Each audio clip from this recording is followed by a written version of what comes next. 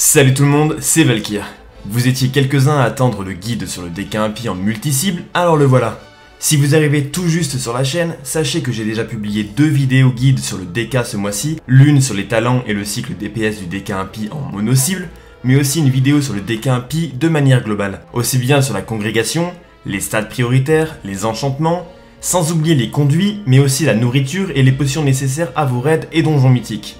Alors, on va éviter de faire un gros blabla et on va directement parler des points de talent du DK impie en multi-cible. Sur la première ligne, vous souhaitez prendre Griffe infectée. Votre ghoul a 30% de chance de proc une blessure purulente, ce qui vous aidera à infliger encore plus de dégâts de zone et vous allez vite comprendre pourquoi. Sur la deuxième ligne, vous allez prendre le talent Plaie purulente. Celui-ci augmente les dégâts infligés par l'explosion d'une blessure purulente de 25%, mais elle inflige également des dégâts supplémentaires à 8 cibles proches.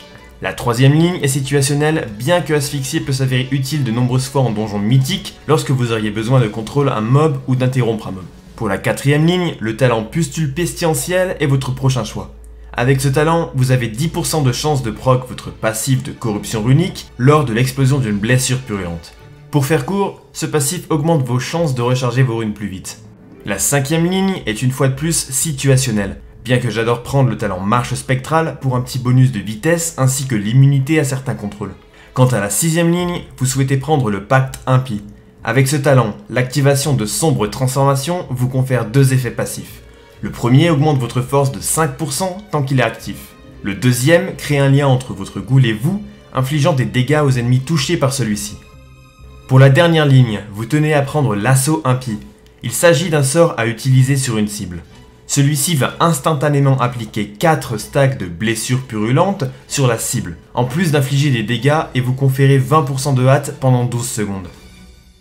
Maintenant que vous connaissez vos talents, voilà un petit récap de la combinaison que l'on vient de réaliser. Grâce aux griffes infectées, vous allez avoir beaucoup plus de blessures purulentes à faire exploser. À l'explosion de celle-ci, vous infligez également plus de dégâts grâce aux plaies purulentes. Et vous allez également infliger des dégâts de zone supplémentaires grâce à ce même talent. En plus de cela, ces explosions auront également une chance d'augmenter la vitesse de recharge de vos runes grâce au pustule pestilentiel. Comme vous pouvez le voir, ces 3 talents ont déjà une très bonne synergie et c'est sans parler de l'assaut impie qui va appliquer 4 charges de blessures purulentes pour profiter encore plus de ses talents ou pour invoquer Apocalypse encore plus rapidement sur des packs assez tanky. De plus, la hâte conférée par ce talent vous aide à spam encore plus vos sorts dans votre rotation multi-cible, augmentant votre DPS de manière considérable.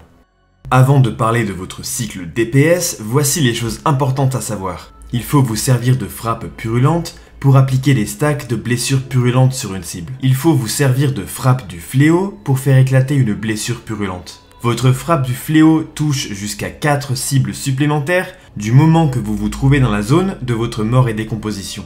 Utilisez Poussée de fièvre applique peste virulente sur la cible ainsi que sur les ennemis proches. Utilisez le sort Épidémie sur une cible inflige des dégâts supplémentaires à toutes les cibles affectées par votre dot de peste virulente. Maintenant que vous connaissez la synergie et les mécaniques de vos talents et de vos sorts, voilà la priorité de vos spells.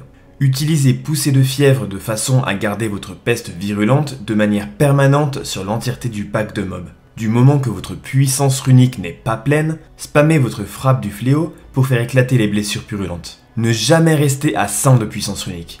Toujours la dépenser en utilisant Épidémie à partir de 3 cibles ou plus. Utilisez votre sombre transformation à chaque fois qu'elle est de nouveau disponible. Ce sort est censé être en cooldown de manière permanente. Il faut bien évidemment noter ces quelques petits détails. Avant de spam votre frappe du fléau, il est conseillé de déposer une mort et décomposition pour toucher encore plus de cibles avec celle-ci. Gérez vos runes correctement pour maximiser le nombre de frappes du fléau possible à l'intérieur de la zone.